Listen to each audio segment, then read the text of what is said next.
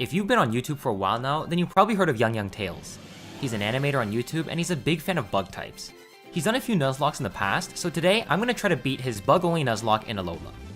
Of course, the big drawback in this challenge is that bug types just aren't that great, but Ultra Sun is one of the few games that has an amazing set of bug types. Of course, I can't choose any of the 3 starter Pokemon to be our first encounter, but to stay true to YoungYong's adventure, I make sure to pick Popplio like he did. This also ensures that our rival gets the fire starter, giving us the harder challenge in the long run. After mashing A to skip past 8 hours of cutscene, I can finally throw a Pokeball onto my first actual encounter, Grubbin. Grubbin by no means is a great Pokemon, but I do consider it to be one of the better early route bug Pokemon. Its final evolution, Vigavolt, is one of the few bug types with a final base stat total of 500. Since all of the surrounding area counts as Route 1, I don't have any more Pokemon to catch, so I'm on to the trainer school. Anyone who's played through Alola knows what's about to come up. This trainer in the trainer school is so hard. She only has 1 Pokemon, but her level is right next to the level cap for the first totem, which is the level cap system I usually go with. Granted, she is using the grass starter, but the flying type makes all of our bug attacks neutral. Thankfully, by equipping ourselves with an Oran Berry, Grubbin was able to last long enough to knock out the Rowlet. Also, sorry about the camera placement, it just never came to mind that it was blocking the health bar. After defeating the teacher in the trainer school, I can walk towards Route 3 to catch a second encounter. Right now, experience is very tight, and I'm borderline gonna overlevel Grubbin, but with a second Pokemon, I'll be able to spread the experience more evenly. In the patch of grass right above the Pokemon Center, I was able to find a Cutiefly, which is another one of the better bug types in this game. There technically is a third encounter I can catch before the first totem. If I scan a bunch of QR codes and do an island scan in Howley City, I can actually scan out a Scatterbug. The perks of using a bug team is that they evolve early and become good in the early game, which is actually perfect for Ultra Sun considering how brutal the early game is. With the totem Pokemon being level 12, the level cap is just high enough to have Vivillon fully evolve. I start the battle with Cutiefly to stun spore the Gumshoos immediately. I can then Struggle Bug to chip away at the totem and knock out its ally. Cutiefly can actually solo this battle since I got decently lucky with the Paras and I have Absorb to heal back any damage. Right next to the totem fight, the game forces us to explore a meadow just to ingrain the game's new mechanics. But it's here that a 4th bug type joins our team. After running around for a bit, I run into a Caterpie. Caterpie and later on Butterfree, while not being the best Pokemon in base stats, is still quite useful for early Compound Eye Sleep Powder. Since bug types evolve so early, you can get access to their high base stat totals early on while the opponents are still using first stage Pokemon. That's what makes bug types so good in the early game. It's actually also why single stage Pokemon are also really good in the early game, because they have relatively high base stats. I also make sure to take on this Ace Trainer here to get the Roost TM. A lot of bug types tend to be flying Pokemon as well, and thus get access to Roost. Healing and HP in this game will be very useful since bug types do tend to be on the frailer side. Now with a team that's pretty well built, the fight with Hala becomes light work. Bug types just naturally resist fighting, and since I'm dual type with Fairy and Flying, I can easily hit back with super effective moves.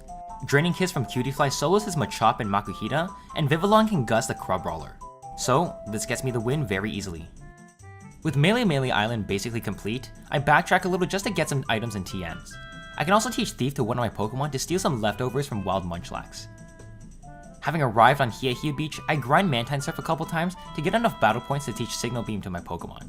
And by grind, I mean cheated. Heading up north to Paniola Town, Hao is waiting for us in another rival fight.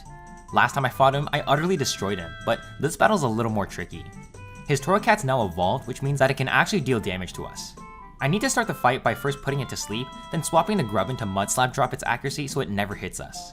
By the time it wakes up, I've dropped its accuracy enough so that I can take it out. Mud Slap cheesing the Pikachu also works like a charm since Oran Berry just heals up any damage. Vivillon takes care of his Noibat and Eevee, and I move on. On to another rival fight. Here the game introduces Gladion, the edgy Team School hotshot, and his unique character trait is his one-of-a-kind type Null. I know he leads off with a Zorua, so I Bug Bite the Zubat to break the illusion. Then when his actual Zubat comes out, I Spark the Zubat for damage and kill. I want to put the type Null to sleep, but I don't want to risk health on Butterfree, so I swap to a Vivillon to tank the damage and knock it out with Signal Beams. Now that I'm done all these rival fights, I can finally move on to the water trial. Just note here that I'm not allowed to catch Pokemon during the trials, so the Dew Powder I see will not count as our encounter here. The trial itself isn't hard, but the Totem Araquanid is tough. I start with the Sleep Powder on the Araquanid to give me time, then swap to Vivillon to set up a light screen. But even with the damage reduction, Bubble in the Rain procs my berry. I then gust the Araquanid for a bit of chip, then sack Vivillon to bring in Cutiefly. With 3 turns of light screen left, I Struggle Bug twice to cut their offense in half, then swap to Charjabug. They Leech Life Charjabug, proccing my berry for some health back, which doubles Acrobatics damage. Acrobatics brings Araquanid into the red. I swap in a Butterfree who can better tank their hits, and Signal Beam can finally kill a Raquanid. This battle was much harder fought, and it did come at the price of losing Vivillon. But this means that I can pick up a Dewpider as a replacement. A Raquanid is going to be incredibly important since the next totem has a type advantage against us. What's good about Dewpider is the Water Bubble ability. Having the damage from fire attacks and doubling water damage is incredibly broken on paper. It just kinda sucks that it's only available on a bad Pokemon. The next totem isn't far, but there's a lot of aim mashing to do since this game just has so much storyline, cutscene, and dialogue that, honestly, if there wasn't speed up, I would not be playing this challenge. The game forces us into a battle at Royal Avenue, which is this game's equivalent of Battle Factory. I've never taken the time to just play through it seriously, but it honestly seems like a fun side quest to do in the future. Anyway, they released me from this prison that is aim mashing, and I didn't mention this before, but a Raquanid evolves at level 22, which is exactly the level cap of the Fire Trial. Not sure if this was intentional to have the previous trial Pokemon be advantageous for the next trial, but I'll take it. The totem battle with Alolan Marowak is straightforward. He Flame Wheels us, I Bubble Beam him. He calls in Salazzle to torment us, but I can just knock it out on the second turn with a Bubble Beam. And after Bubble Beaming Salazzle, I win the third totem fight. This battle was definitely much easier than the first two. I go to surf around the waters in Route 7, but the little connecting cave between Route 7 and 8 is much better for us in terms of game progression. Very few people know this, but you can actually find Pokemon in this tunnel. The reason you don't is that you have to re-enter it for the second time. Most people would just mash A through the dialogue and move forward, but if you turn back into the tunnel, there's a chance you run into a Wimpod. Of course, you can just find Wimpod on Route 8 near the water, but I want to save our Route 8 encounter for something else. Moving forwards, the game introduces another game mechanic, which I never really understood, so I'll save you the pain and just move on. The next trial is Grass type, which is also another easy battle. You can avoid fighting trial Pokemon by simply picking up the correct ingredients and go straight to fighting the totem. This fight itself was also incredibly easy. Signal Beam can kill Lurantis easily, and its Comfey ally always heals Lurantis, so this fight was no issue. The next level cap jumps to 33, which allows me to really level up my Pokemon and get some evolutions. I have to push through some story stuff first with the introduction of Ultra Beasts, honestly, boring stuff. And I have to fight a bunch of trainers in Diglett's tunnel. Only after I come out the other side does it get more interesting. To me, Coney Island is like a checkpoint to the mid-game. Everything after this point is what I consider the fun stuff. Not only are there a bunch of TMs I can buy, but the Stone Emporium sells fossils, one of which being a bug type. So, back on Route 8, there's a guy who revives fossils, and I can get my hands on Anorith, one of the best bug encounters I can get in this game. Moving forward, I have my first encounter with Plumeria, who's the femininity of Team Skull. She's pretty much a wash once I get my hands on Anorith. Rock Tomb can one-hit the Golbat, and a Raquanid one-hits the Salandit. Going up a bit more, I have a big fight coming up. Olivia uses Rock Pokemon, which, as you might have guessed, can be quite troublesome for my bug types. I make sure to start off the battle with the type advantage by having a Raquanid Bubble Beam and one-shot her Anorith. I swap to my own Anorith to tank Ancient Powers, then pivot into Golisopod who can take it out with a first impression. Her last Pokemon is Lycanroc with the Z-move Continental Crush. Here, I decide to sack Butterfree to the Z-move.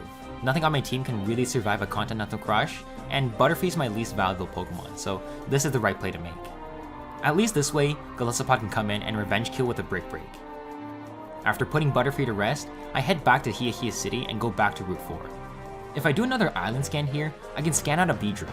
Not a Pokemon I would consider amazing, but right now, I'm taking whatever I can get. At Hano Grand Resort, I button mash my way all the way through the dialogue and cutscene with Faba and the Aether employees. After that's done, I aim mash my way through the Aether Paradise.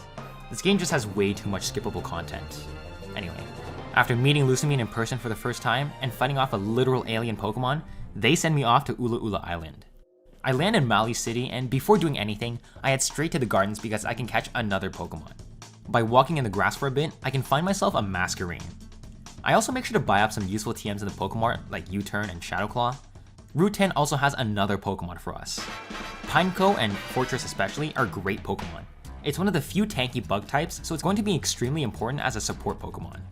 After defeating the two grunts at the bottom of the bus station, I take the shuttle up to Mount Hokulani. Here, I help Molang collect his Charger-Bugs together, and then I can go on to the next trial. The totem of this trial is the electric type Togedemaru. After I line up the Charger-Bugs in a Pokemon Centipede fashion, I get attacked by the totem. Togedemaru is a physical attacker, so I'm going to use Fortress to brute force my way through this battle with Leftover's Iron Defense. This fight does take a long time to push through since Togedemaru has Spiky Shield and Bounce, so it took me a while to build up my defenses and time my attacks correctly, because the ally Skarmory will always go for a Torment. This fight isn't particularly hard, it's just important to pay attention to the timing of your attacks. But eventually I do knock out Togedemaru and Charge Bug kills the Skarmory. Heading back to Mali City, I run into Guzma for the first time. He's also a bug enthusiast, but our bugs are just simply better. Air Cutter from my Masquerain instantly drops Golisopod into emergency exit, and my Golisopod can kill the rest of his team. I head down into Route 11 and fight a bunch of trainers there. Down here, I can also catch another encounter in a Parasect. Parasect I had zero hope for, but I was thinking maybe I could put Dry Skin to use. Spore was kinda useful, but honestly, who knows. The next area coming up is a rocky landscape leading me into Blush Mountain. In Alola, Blush Mountain is one of the 2 areas with a strong electromagnetic field. This lets me evolve Charjabug into Vikavolt, which is one of the strongest special attackers of all Pokemon. After a bit more traversing, I end up at Thrifty Megamart. The Ghost Trial isn't very hard since Shadow Claw from Golisopod can one-shot all of the trial Pokemon. Facing off against Mimikyu, I start with Masquerain to intimidate the Mimikyu, then U-turn out to break its disguise. I do have a couple of options for this matchup, but I decide to go into Golisopod for Iron Head. Bayonet burns us with Will-O-Wisp, so I swap into Fortress and land Gyro Balls. Fortress eventually does get low as well, so I swap into Vikavolt, who can finish the job with a T-Bolt. Now that the level cap has moved up, I level up Anorith until it evolves into Armaldo. The next point of interest is Po Town all the way up north, which means that I'll have to grind my way through the next couple of routes. Routes 14, 15, and 16 all have nothing for us, but a bunch of battles, so I'll skip through all of those. Only Ula Ula Meadow has something interesting for us. I can walk through the flowers to find a bug type encounter. Ledian here also has no shot at being useful for us, but at least it can be used as death fodder. Once I head out of the meadow, I see a bunch of grunts surrounding Po Town. I do have to grind through all of them, mashing A the whole time until finally I can reach the top of the shady house to rematch Guzma. This fight is even easier than the last time I fought him. Volt Switch one-shots his Golisopod, which allows me to bring in Masquerain. I'm fighting Masquerain versus Masquerain here, but since our Masquerain has pretty bad speed, I actually get outsped and die to an Air Slash. Could I have sacked the Ledian here? Yeah, maybe, but Masquerain wasn't like that much better, so whatever. Armaldo can Revenge Kill with Rock Tomb, and I can beat his Pinsir by tanking with Fortress. Honestly, this battle could have gone better if I planned the sack from the beginning, but it doesn't matter too much to me. During the time that I'm driving out Team Skull, Lily gets kidnapped by the Aether Foundation and Gladion takes his anger out on us. Volt Switch immediately kills his Golbat so that I have Armaldo out. X-Scissor can then knock out the Type Null and Zoroark. Before I leave Ula Ula Island to find Lily, I first have to beat the Island Kahuna Nanu. He's running a team of Dark types which I do have the advantage against. He leaves with Sableye who uses Fake Out. Thankfully, since Ribombee has Shield Dust, which blocks flinching, I can just Dazzling Gleam to get the KO. His Persian has Power Gem, which is super effective against us. I pivot through Fortress and tank Power Gems, then back into Ribombee who can resist the Z Black Hole Eclipse. Here, I decide to sack Beedrill to bring in Golisopod safely, since nothing can really tank Power Gems that well. First Impression lets us move first and bring the Persian into the yellow. Emergency Exit swaps us out into a fresh Pokemon, and from here, I can easily defeat the rest of his team. I take the boat to Aether Paradise, where here I have to go through another round of A-mashing. Fuck, at this rate, I might even be a better masher than Ludwig. This game is like Sisyphus' boulder, the way I have to keep redoing the same torment all the time. There are a couple interesting battles here though. I'm forced into a double battle with Gladion against Magmar and Electabuzz. I first impression Electabuzz as Magmar Lava Plumes and knocks out his own teammate. I swap to Armaldo when Manectric comes in and we both get burned by Magmar. I pivot into Ribombee to U-turn Manectric, then swap into Araquanid. Water Bubble prevents burn and boosts our water moves so I can easily knock out the next 2 fire Pokemon. Right after this is another double battle paired with Howl. Golisopod first impressions Claydol for some chip damage, and I get hit with an Air Slash. I pivot into Vikavolt as Raichu and Ledian nearly take each other out. I take the turn to Roost Up as Raichu takes out Ledian, and Claydol knocks out the Raichu.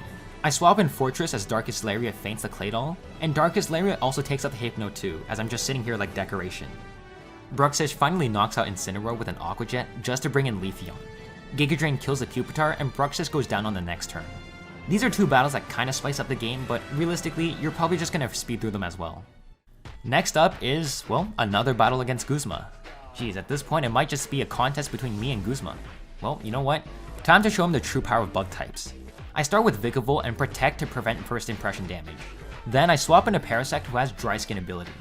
Golisopod only has 3 moves: Sucker Punch, First Impression, and Razor Shell. First Impression only works on the first turn, and Sucker Punch only works if I attack. And Razor Shell gets blocked by our ability, so this Golisopod is a sitting duck. I take the next few turns setting up Gross and Double Teams until I'm +6 in attack and evasion. From here, Air Relays can knock out Golisopod, Masquerain, and Pinsir. His Vikavolt does manage to land a Bug Buzz on us, but it was going to catch up to us at some point, and Parasect already did its job, so I'm not mad. Rock Slide can kill the Vikavolt for the victory.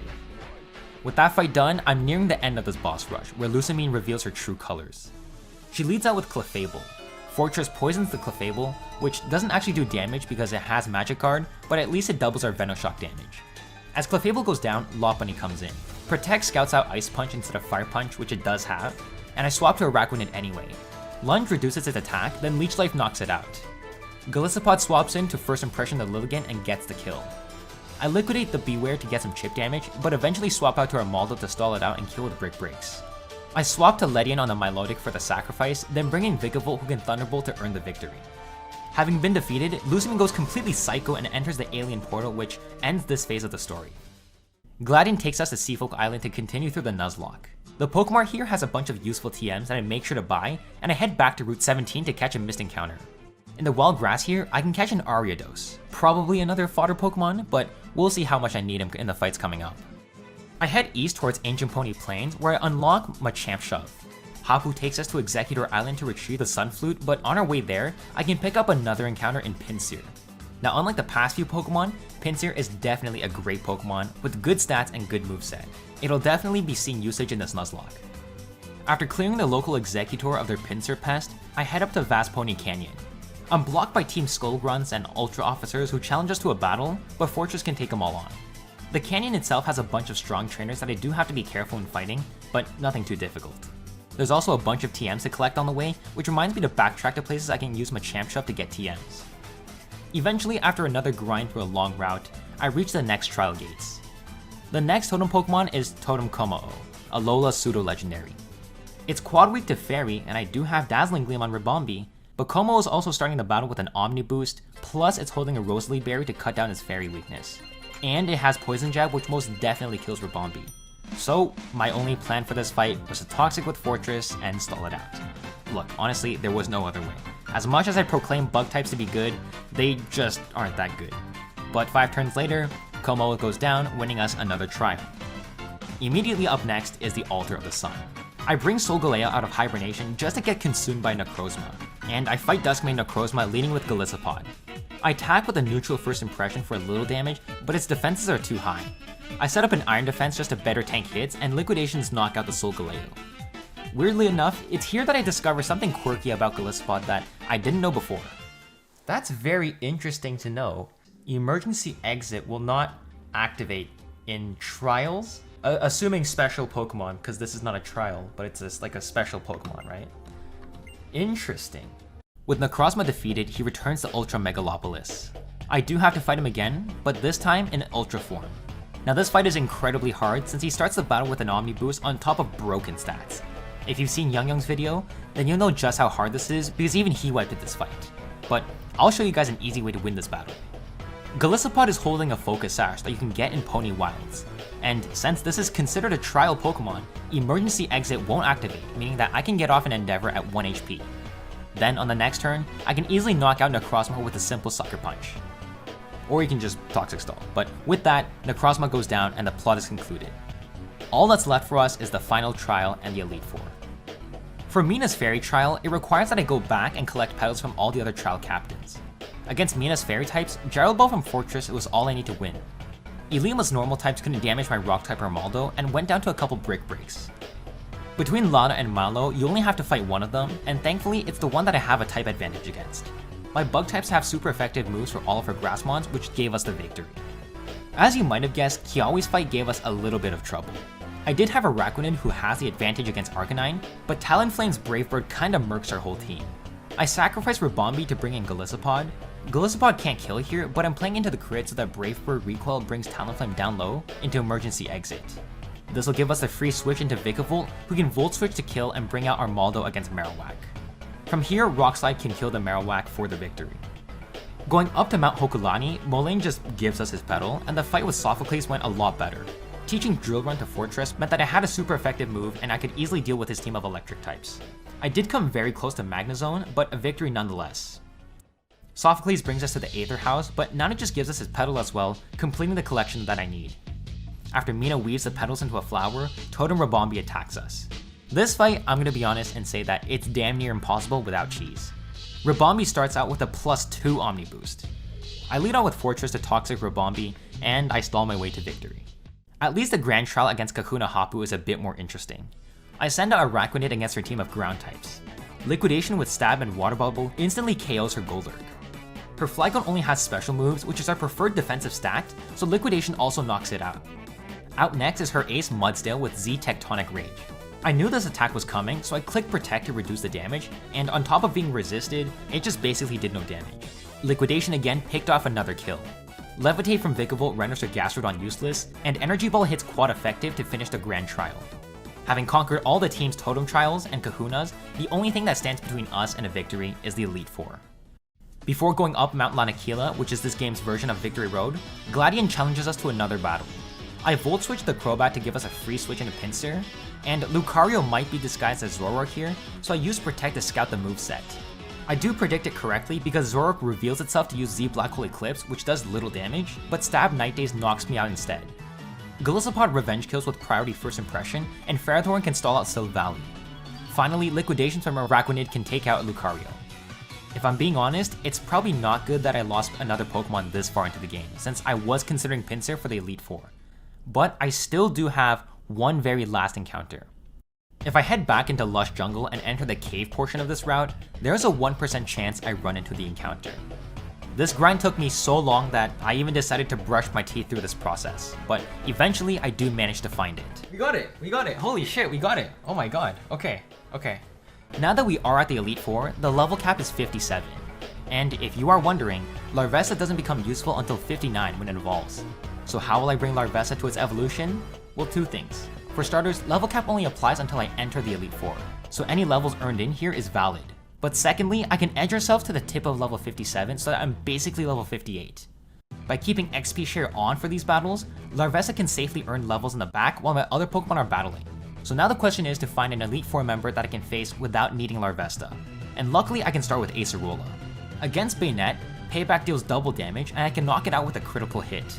Palossand's the same, but I'm actually faster so I don't deal double damage. I swapped to Liquidate Palossand, which thankfully kills, bypassing his Water Compaction defense boost. I protect to scout the Delmise and use Infestation and Leech Life to chip away at it.